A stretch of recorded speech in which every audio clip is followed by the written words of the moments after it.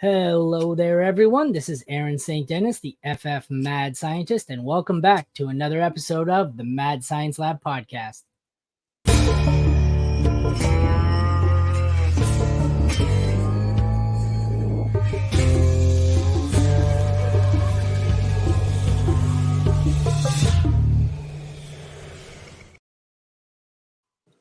Today we have some more sleepers, breakouts, and busts action. And here to help me with that is Stephen Chalmers. Stephen, thanks for joining me again. It's always great to have you. It's always good to be back, man. It's always fun to cut it up at the Mad Science Lab, buddy.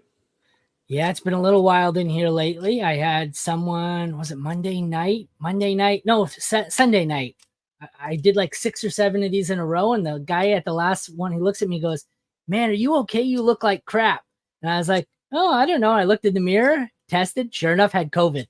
So, oh, no. I'm like, "You're right. I do look like crap." I thought I was just tired, and I looked and I'm like, "Oh, COVID, that'll do it." So, it's been an interesting week of ups and downs on the show.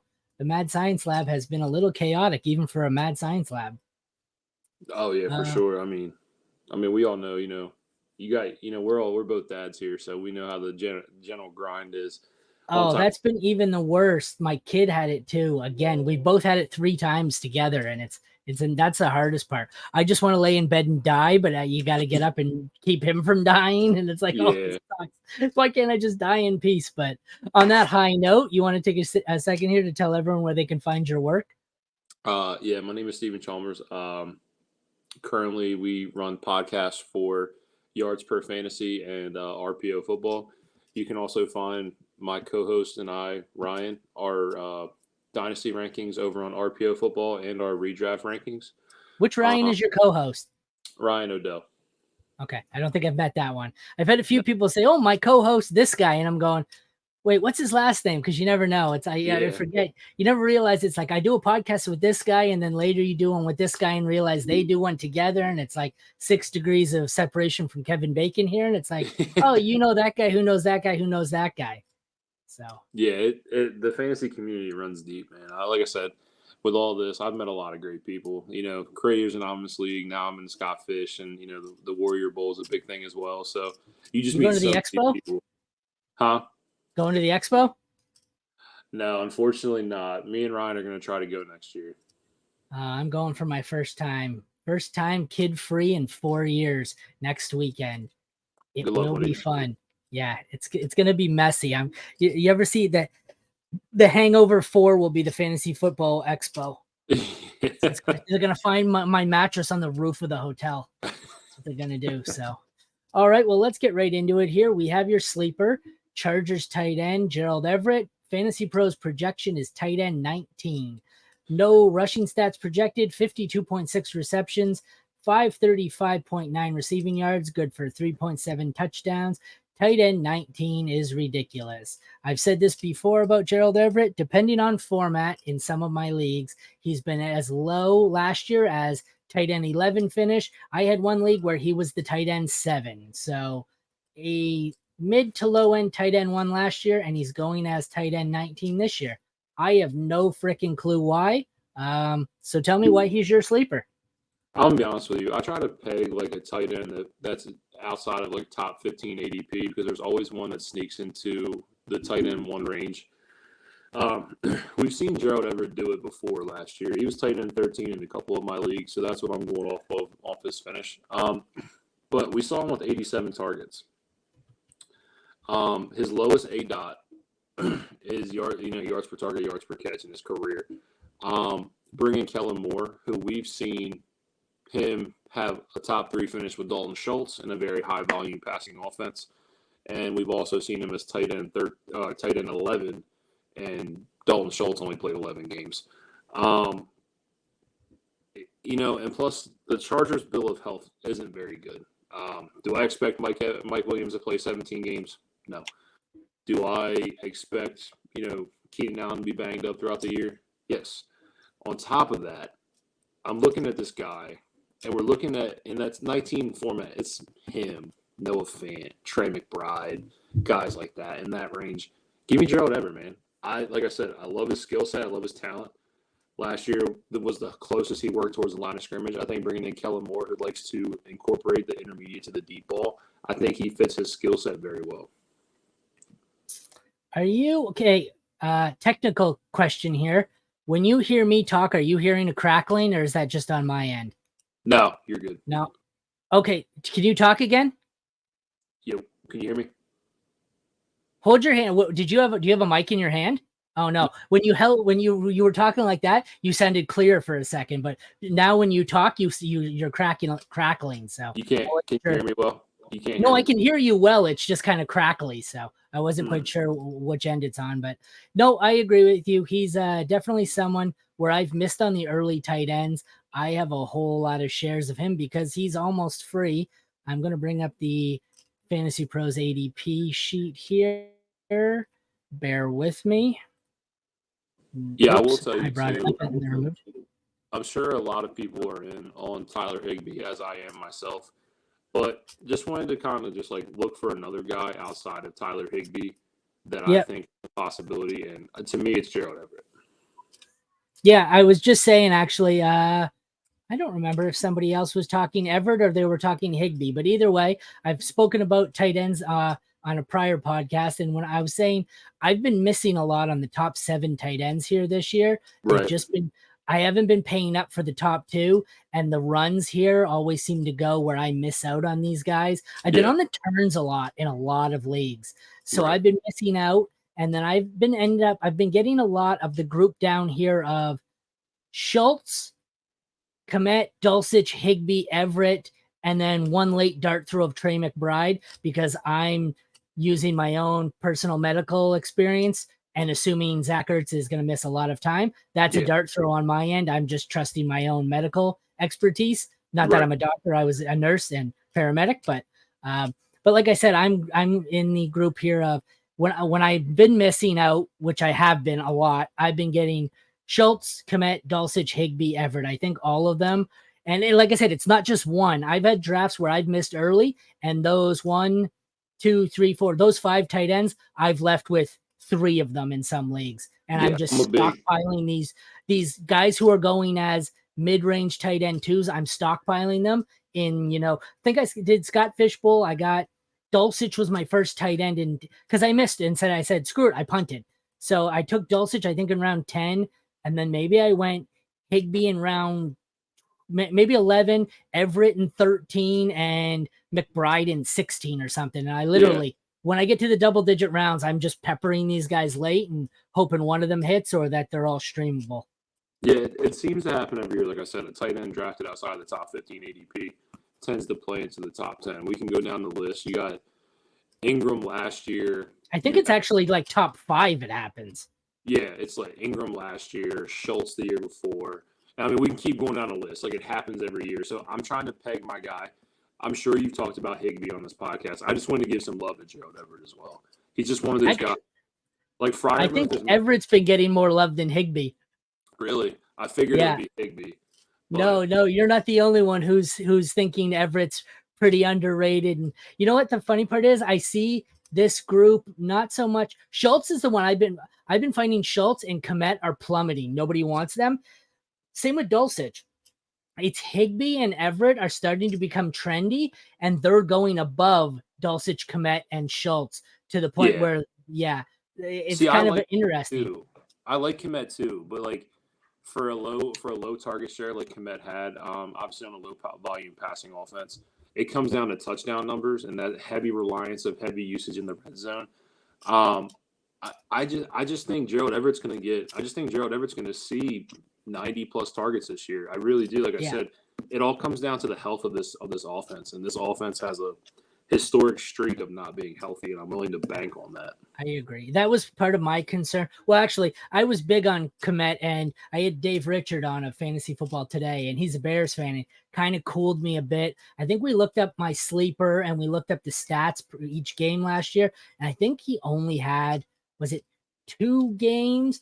2 games, I think, with more than 5 targets, not even catches. So it's he finished as tight end 7, but it wasn't a volume, it was an efficiency. And I don't think he wasn't all in on Kmet, and he was a Bears fan, so he kind of cooled my heels off a bit.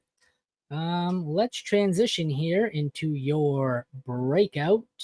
That would be Ooh, a guy I just drafted in an auction league, Vampire League. Got him at a bargain. Your breakout Miami quarterback Tua Tagovailoa, the name I can't pronounce, but who can? Fantasy Pros has him as QB 12, 4,037.3 passing yards, 26.9 TDs to 12.1 interceptions, 131.9 rushing yards, which seems low for him. 1.6 rushing touchdowns. Maybe, like I've noted on many podcasts, I find the Fantasy Pros projections to be really low end. They played it really safe. But what's their theory here? 131.9 rushing yards for a pretty mobile quarterback. Are they thinking the Dolphins are just going to protect him and not let him run at all? That's the theory, you think? I think that's what they're hoping for. Might be what's best for him. Right. So when you project him as a QB 12, see, like when I look at these numbers, like when we're talking about Tua, we're talking about a guy that just came in as a top 8 QB in fantasy points per game last year, 18.5 points per game. Mike McDaniels is a genius when it comes to the offensive scheming and play calling, freeing up two of the best wide receivers in the league, Jalen Waddle and Tyreek Hill. You add that, you're looking. He had the best deep ball percentage in the league last year. He had the highest yards per attempt last year. He at one point you were getting Tua at what, QB 16 last year? I can't remember his exact ADP, but he played as a top 8 Might have been QB. lower than that. Right, and he played as a top 8 QB all year. And it's just it doesn't make sense to me. So this guy's going as QB 12 consensus. You could probably see him drop to QB 14. A lot of people are scared away from this injury. It's 11 now on Fantasy Pros. 11, QB 11, 91 overall. I've seen people, if you pull that list up, I've seen people go Kirk and Daniel Jones over Tua as well. So it all depends on preference. The injury doesn't scare me. I'm willing to take chances on a guy who I could see just playing well. I mean, 18.5 points per game last year, and he wasn't even in a full rhythm. I mean, there were stretches where he missed two games here, here, the 3-game stretch towards the end of the year and going into the playoffs. That, I know the Ravens game is an outlier game, 5-touchdown game, over 400+ passing yards. I think Tua can finish as a top 8 QB this year. Not a question. And that's why he's falling, though. It's the injury. And I said this on my last show. I came up with my Michael Thomas rule. And instead of buying the injury dips on players, I will buy the players who are like the Connors, who are injury prone but aren't injured. It's the Brees Halls who are currently injured. I don't want to draft a player who's injured, but the injury prone tag, I don't care about. And this is where I'm going to, like I said, I have an advantage over a lot of the guys in a lot of my home leagues because I have the medical background that they don't have. And one thing that most people don't know when they hear about the Tua injury is his concussion. So the first time he had his concussion, he was rushed back. So he was more prone to a second concussion, which he got immediately. The second concussion, they shut him down for the year. Any doctor will tell you when he was given time, if he was allowed the time to properly heal, and if he did, and all offseason has been allowed, if he properly healed, he is no more likely to suffer a concussion than you or I. If he was allowed the proper time to heal, is not at an increased risk of injury. He was more at risk of injury for the second one because they rushed him back and tried to pretend it wasn't. So if he was given time to heal, which it looked like he was, he's not an injury risk. Could he go out on the first play and get his head taken off? Yes, that could happen to any quarterback. That could happen to anyone in the NFL. You're all a risk for concussion. It's like getting into 10 car accidents a day. That's what the NFL is. Everyone's a risk. So I'm not buying that he's an injury risk. Sure, he's if Mahomes gets one concussion tomorrow, he's probably not going to retire. If Tua gets a concussion tomorrow, he may. But in a redraft league, that doesn't really matter to me. I don't really care. It means I'm probably a little more averse to him in Dynasty, but I don't think there's any reason to be scared away from him. And I'm buying the dip on him all day. You're right, though. I've seen him go as low. Like I've seen people take Richardson, Geno, Goff, Daniel Jones, all these people all the way down to right around QB 18. I've seen him fall all the way here. I own a lot of him because I've taken him as QB 16, 15, where I got Scott Fishbowl, I think. Maybe not in that league, but I had a 101, took Mahomes, or a 103 and took Hurts, then waited, and ended up in the 6th round and got Tua as my QB2. So I'm not afraid at all. And that's what I'm saying, man. Like, it doesn't make any sense. This is the most explosive offense in football with Waddle and with Tyreek. Tyreek, yeah.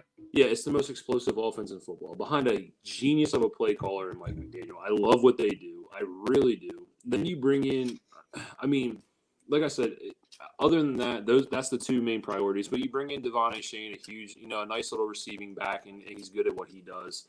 I mean, you have a good offense in general.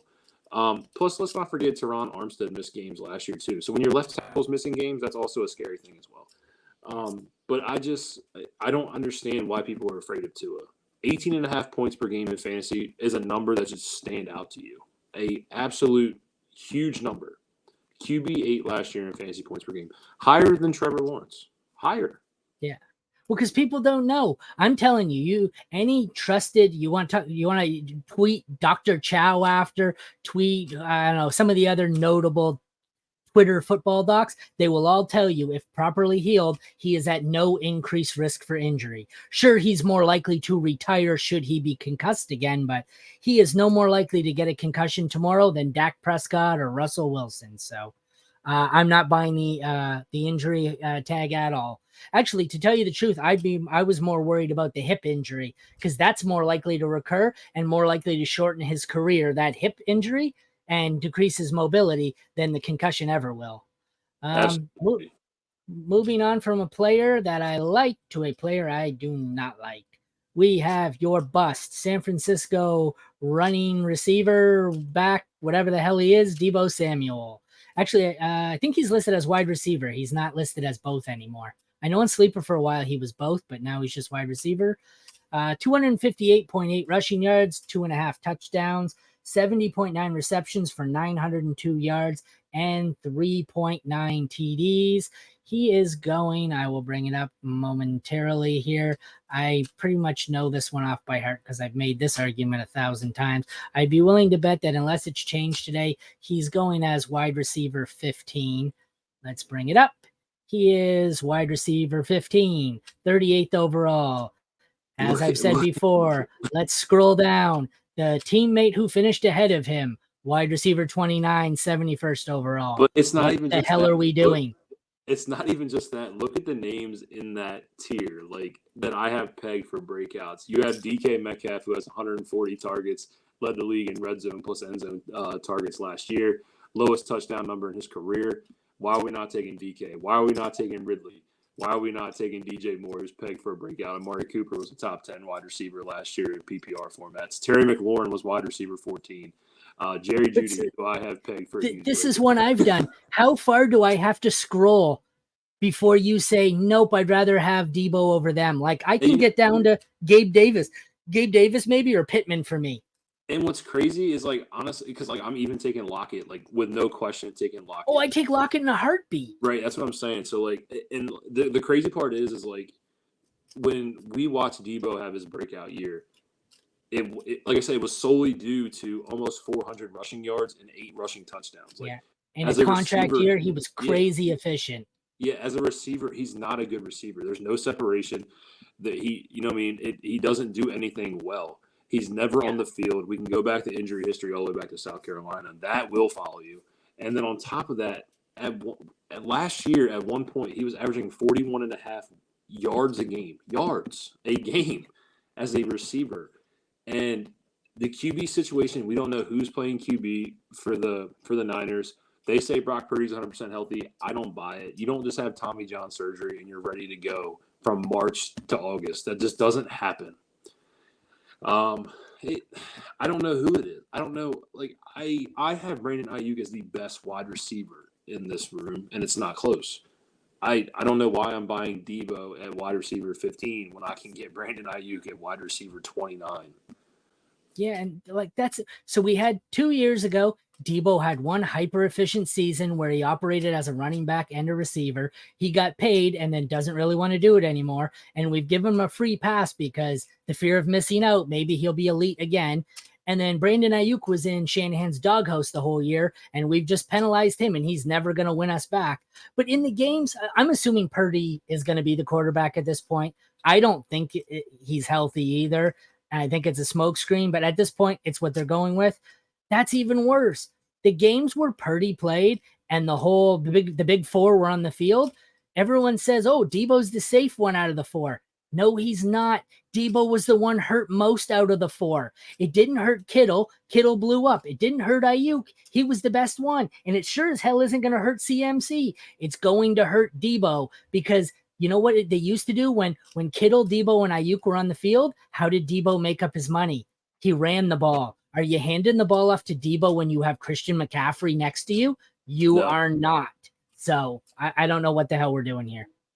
Yeah, that's what I'm saying. Like, it makes no sense to me. And the fact of the matter is now you have to look at the fact that if Elijah Mitchell is healthy, he was averaging 12 touches a game in a game as well.